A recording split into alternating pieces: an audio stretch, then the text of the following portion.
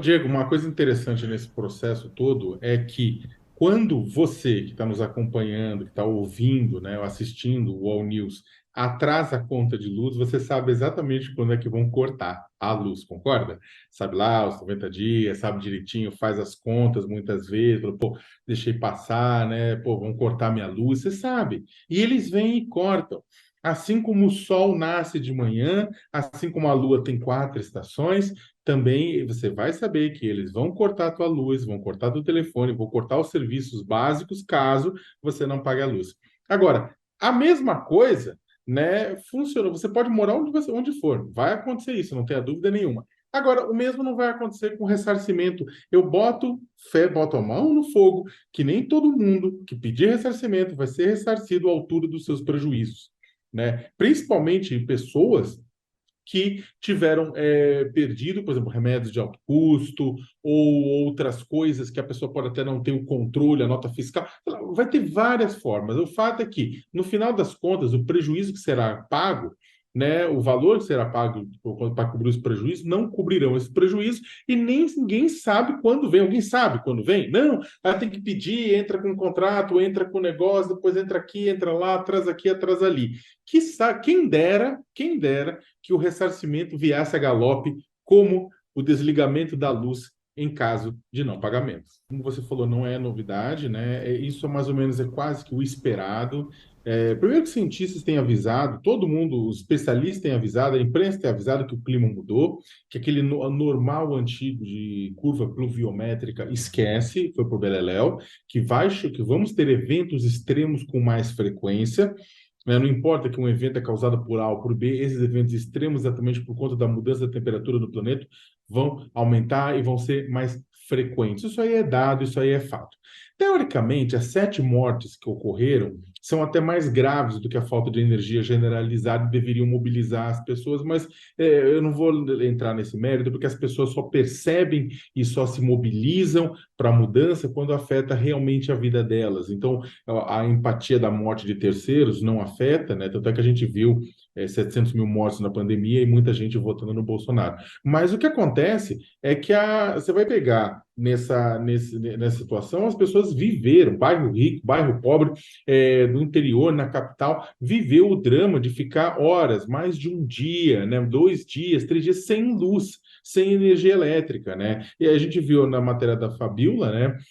Lá no Capão Redondo, como isso afeta os comércios mais humildes, né, com perda de material, com prejuízo muito grande, e a gente também vê nas regiões centrais, afetando hospitais, afetando o fornecimento de energia, o trabalho das pessoas, até o recarregar do celular para possibilitar as pessoas acessarem redes sociais. Então, tem muita gente que xingou a ANEEL, prefeitura, tudo por conta disso, né, por conta desse fato que chegou na vida das pessoas e serve como indicador, Diego, de que as mudanças do clima estão aí. Agora, é claro que há uma questão que um fato como esse, uma tragédia como essa, também precisa servir como uma pressionar tanto o poder público quanto o setor privado, quanto as agências de regulação de energia elétrica, né, a olharem melhor para São Paulo, a olharem melhor para o que está acontecendo. Tem ações que deveriam ter sido tomadas para mitigar esse processo. A gente tem ações, por exemplo, questão de poda de árvores, que é responsabilidade da ANEEL, mas é também responsabilidade da prefeitura. Então não adianta o prefeito Ricardo Nunes falar, olha, é uma questão terceirizar a responsabilidade, falar que foi o contrato com o governo federal. Isso aí é terceirizar a responsabilidade. Ele poderia ter chamado matado no peito, falou, olha, a gente vai se comprometer, a culpa também é nossa, porque tem questão das podas das árvores. São Paulo tem árvore bichada, árvore cupinzada, árvore com raiz sufocada, né? Então, uma parte dos ventos iam derrubar árvores sadias, sim, os muito fortes. Os outros, não. Os outros foram ventos mais fracos que não deveriam derrubar a árvore e derrubaram mesmo assim, porque tem árvore condenada em São Paulo. Tem muita árvore condenada que merece ou tratamento ou ser retirada. E não foi feito, tanto pela ANEEL quanto pela prefeitura. Tem a responsabilidade das empresas no meio. A gente pode até depois conversar a questão da ANEEL, da manutenção preventiva, vírgula, versus a manutenção que remedia, né? Mas o fato é que tem muita coisa que precisa ser feita pela iniciativa privada e pelo serviço público, né? E, no limite, né, discutir e ver por que a fiscalização da ANEEL não tem cumprido. A gente tem visto vários lugares que são lugares de risco que as pessoas têm cobrado da Enel. Tem uma coisa, Enel e ANEEL, tá? A Enel é a empresa, a ANEEL é a fiscalização, é a agência reguladora que deveria olhar e fiscalizar e ver se a Enel está cumprindo realmente o que não tem acontecido, seja por falta de fiscais, seja pela regra do jogo, o que seja. Diego, só para finalizar, a gente está num momento importantíssimo. Teve uma entrevistada que falou: espero que não volte a acontecer. Infelizmente, vai voltar a acontecer, vai acontecer muitas vezes, seja por conta dessa falta de ações para mitigar os impactos e adaptar a cidade de São Paulo para as mudanças climáticas, seja porque os nossos gestores, os nossos empresários não têm visto as mudanças climáticas como uma coisa que está acontecendo e que está mudando a vida de todo mundo. Então, a única certeza que tem de tudo isso é: São Paulo voltará a ficar no escuro. Eu vou até trazer um tema que a gente ia discutir depois, Diego, mas acho que para responder a sua pergunta é importante trazer a fala do presidente do sindicato dos eletricitários de São Paulo, o sindicato dos trabalhadores da ANEEL, né, o Eduardo Anunciato, conhecido como Chicão, presidente. É um sindicato muito forte, muito conhecido, existe há décadas em São Paulo, né, e reúne e representa os eletricitários. Então, o que acontece? O governador e o prefeito botaram a culpa disso, né, disso. Ah, não, é o contrato, é a forma como foi feito o contrato. Isso, na verdade, é parte da resposta. Parte da resposta é claro que há 10 anos sabia-se das mudanças climáticas e deveria se ter mudado o contrato. Agora, também esperar que 10 anos atrás, quando muitos, inclusive da base do prefeito e do governador, diziam que mudanças climáticas não existem, é uma grande bobagem, né? Achar que naquele momento haveria contratos que levassem em consideração, tipo, mudança do clima para no momento de concessão, na verdade, engenharia de obra pronta. É achar que 10 anos atrás, 2013, por aí, ou antes ainda, essas coisas aconteceram, ou antes, né, no momento que algumas concessões foram feitas, isso seria colocado à mesa. Não, não teria sido colocado à mesa, e eles estão usando essa justificativa agora exatamente porque tanto o governador quanto o prefeito querem privatizar a Sabesp, e nas redes sociais, no momento em que a Sabesp, que o tema da Sabesp entrou, né, por conta de resposta à competência da ANEEL, os consumidores falando: poxa, mas a ANEEL a privatização da Sabesp vai ser nesse nível de que foi com a ANEEL, e aí o governador e o prefeito falam: não, é o contrato, comigo vai ser diferente, comigo vai ser diferente. Na verdade, não é bem assim, não. E aí, só para tratar esse assunto, Diego, que eu acho que vale a pena com o pessoal, que aí o pessoal dos sindicatos eletricitários que estão no dia a dia falaram, eles avisaram. Segundo o presidente do Sindicato dos Eletricitários, eles avisaram a ANEEL que se houvesse um ciclone extratropical, São Paulo ficaria sem luz, poderia ficar até uma semana sem luz. E ele fala que, em parte disso, é uma questão do próprio modelo de privatização, é uma questão da forma como a privatização é feita, é a questão da busca do dinheiro também, do lucro fácil. Do lucro, digamos, fácil não, mas facilitado, né? Dentro desse processo. Por quê? O que ele coloca é o seguinte, que a empresa privatizada, ela ganha uma melhor remuneração da tarifa quando ela faz investimento em ativos na rede, ela coloca coisas novas na rede, e ela tem uma remuneração mais baixa, né? Grosso modo, estou simplificando, quando ela atua em manutenção preventiva, ela poda a árvore, ela troca transformador, troca disjuntor e por aí vai. Ou seja, fazer a manutenção preventiva, pela forma que está colocado, ela paga menos do que acrescentar coisas novas na rede. E aí o pessoal realmente acaba preferindo um do que outro e acaba dando problema. Mas tem uma outra, ou seja, isso aí você pode até discutir, que isso é uma questão de como o modelo da concessão do setor elétrico está colocado, né? E da mesma forma também uma falta de fiscalização por parte dos órgãos das agências reguladoras, que tem o quê? 3, 4 dezenas de pessoas para fazer frente a um estado inteiro. Beleza. Só que tem outra coisa, que é a questão do corte de pessoal. né? E isso é uma coisa que toda empresa é privatizada, não tem a ver com o modelo, não, governador, não tem a ver com o modelo, não, prefeito. É o que é o seguinte: que toda empresa privatizada acaba passando por uma desidratação, porque parte do argumento da privatização é exatamente essa: bora cortar cargos, bora aumentar sinergias, bora diminuir coisa para aumentar a competitividade da empresa, porque a empresa estatal é inchada, a empresa pública é desinchada. Pois bem, que aconteceu? Em 2019, segundo dados dos sindicatos eletricitários que foram expostos na CPI da Eletropaulo, que aconteceu na Assembleia Legislativa de São Paulo, né? A Eletropaulo que hoje está na mão da ANEEL, já esteve na mão da AES, em 2019 tinha 7.700 funcionários diretos, empregados próprios da ANEEL. Caiu para 3.900 agora.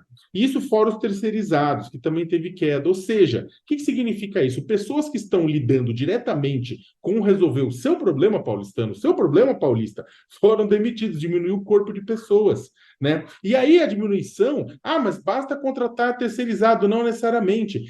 Consertar um sistema, uma rede elétrica, gente, é diferente de você fazer uma coisa, você empilhar blocos, não, você precisa de uma de um conhecimento, de uma experiência, de uma questão técnica mais clara. E aí você acaba tendo um problema, porque o que acontece é que você diminuindo o número de pessoas que têm conhecimento técnico, isso acaba refletindo na qualidade do serviço também. Então você tem menos pessoas e menos conhecimento técnico acumulado, né? Menos informação, menos conhecimento, know-how acumulado. E isso impacta. Isso impacta não só na Enel, isso impacta em qualquer empresa privatizada, e é essa discussão que tanto o governador e o prefeito não falam, né? Isso também tem um impacto com relação a isso, né? Então, esse é o ponto, né? Na hora H, no final das contas, Diego, e acho que essa é uma questão importantíssima, uma tragédia não acontece por um só fator, não é o contrato, não é só a privatização, não é só o aumento de terceirização, não é só o modelo, não é só a poda da árvore, não é só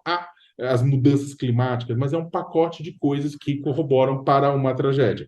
Ou seja, vai dar trabalho para resolver, porque não é resolver só uma coisa, são resolver várias. E enquanto governos ficarem empurrando um para o outro, exatamente com medo de que essas decisões que têm que ser tomadas por todos os governos, por todas as empresas, pelos cidadãos, afetem as políticas deles, o governador e o prefeito estão com medo por causa da Sabesp, etc. A partir do momento que você ficar com medo e você não tomar as decisões que têm que ser tomadas, todo mundo sofre. A posição do governo brasileiro está super correta, Diego, né? A posição do governo brasileiro deve ser essa mesmo: condenar os ataques terroristas abomináveis, desumanos, bizarros, criminosos feitos pelo Hamas, mas também condenar, né, os ataques desumanos, bizarros, criminosos que vêm sendo feitos pelo governo de Israel na sua tentativa de retaliação. Né? O Brasil também, o Brasil não ignora o direito do governo, do Estado de Israel, de zelar pela vida dos seus cidadãos, né? E de responder a um ataque, viu como foi o ataque do Hamas. Mas o que está acontecendo e que o governo, o que Lula, embaixadores, o que está todo mundo falando, né? O que qualquer pessoa responsável ao redor do mundo está falando, é que isso extrapola em muito qualquer retaliação e qualquer resposta. A gente está vendo crime de guerra, a gente está vendo crimes contra a humanidade. Mas é escudo humano. Gente, e daí? A gente sabe que o Hamas usa escudo humano, a gente sabe que um monte de qualquer ostra, né, que sabe, tipo, que tá lá flutuando, lá que tá nadando no raso do mar, se perguntar para ostra, ela vai falar: Hamas usa escudo humano. É óbvio. E por causa disso, a justificativa para matar, para tascar, a questão das ambulâncias, que provocou repúdio na ONU, que provocou repúdio em muita gente. Eu falei com pessoas do Alto Comissariado de Direitos Humanos em Genebra que você estava falando assim: que absurdo. Mas tinha gente do Hamas lá dentro. Gente, dane-se. Vocês viram os lugares onde essas ambulâncias estão andando? Vocês viram que, tipo, Gaza não é andar na esplanada dos ministérios, não é no eixo, não é nos avenidão, não é a avenida, a rodovia dos imigrantes. Sabe? Gente, estamos falando de lugares estreitos, estamos falando de lugares densamente ocupados, estamos falando de lugares que quando você tem um ataque, né, a uma ambulância, que já é bizarro, porque para ter 100% de certeza que uma ambulância está sendo usada para transportar terroristas, isso aí demanda uma certeza que ela é extremamente complicada. Até porque se você tem uma pessoa que é do Hamas, mas está ferido lá dentro, né, aí o direito humanitário já muda de figura. Só que a questão é a seguinte, não é nem questão disso, faz de conta que tudo bem, que são carros do Hamas. Você está bombardeando um lugar densamente povoado. Você está bombardeando um lugar que vai ter efeito colateral. E aí o pessoal do exército israelense fala: sinto muito, tem efeito colateral, mas a gente não. Gente, a responsabilidade do exército é exatamente essa. Não adianta você ficar atacando bomba num lugar que você mata 2 terroristas e 100 civis palestinos. Você está entendendo o tamanho da jossa, ou do problema? Então é o seguinte: o Brasil está correto nesse processo, o Brasil precisa manter isso, e não é só o Brasil, não, muitos outros países também estão com a mesma posição, Diego. Ninguém nega o que aconteceu aqui em Israel, mas Israel está se esforçando ao máximo para que, no final das contas, o vilão da história seja ele. Sabe, ele é a vítima inicial. Israel é a vítima inicial, mas está trabalhando. Israel é a vítima inicial, mas está trabalhando fortemente para se tornar o vilão da história. Há quem diria que depois que quando o autor cria a arte, né, a interpretação fica a cargo do público, né, e ele perde esse direito, na verdade, né, ele pode dizer o que a intenção dele. De qualquer maneira, né, com esse videozinho é mais preocupante para o Camilo Santana do que a bancada ruralista chunchando, né, azucrinando, porque isso aí o pessoal vai falar assim, com base nisso, imagina só, a pessoa chega e fala assim, Mac, desculpa, eu botei isso aqui, o Caetano disse que tá certo também, hein? Né? E agora, né? Vai anular a questão, vai zerar a questão, né? Claro que o Mac não vai, assim, né? Mas é indefectível, né? Esse modelo do Caetano fazendo comentário nos videozinhos da Paula Lavigne de pijama é sensacional. Agora, é muito legal, né, o Diego, que a gente veja, né, que querendo ou não, o Enem teve uma série de problemas, né, ao redor dos últimos anos, ainda em governos anteriores, né, governos do PT teve problemas de prova que sai antes, etc. Depois teve problema durante o governo Bolsonaro, o Bolsonaro tentar influenciar na prova, né, como ele não tinha muita coisa o que fazer, aí ele ia tentar influenciar em prova de Enem, né? Então, isso é uma coisa muito doida, porque, na verdade, no meio de tudo isso, e apesar das pressões aqui e ali, né, surtir algum efeito, mas o INEP, o pessoal no Enem, etc., tal, manteve, na verdade, a espinha ereta ao longo de todos esses anos, né? Então, estão de parabéns. Né? O Enem ele continua uma prova importante, apesar também de todos os problemas causados pela incompetência da última gestão, né? Mas o Enem continua aí, né? Então o Enem sobreviveu, né? Então é sempre bom. E aí, quando a gente vê o Caetano Veloso sendo uma música dele sendo citada na prova, a gente também acaba se regozijando, porque a gente sabe que a prova do Enem leva em consideração a cultura e a realidade brasileira, né? Tudo. Então, mas é palmas para o pessoal os professores e aos servidores públicos que ficaram responsáveis pelo Enem e que garantiram que ele continuasse existindo todos esses anos. Qual?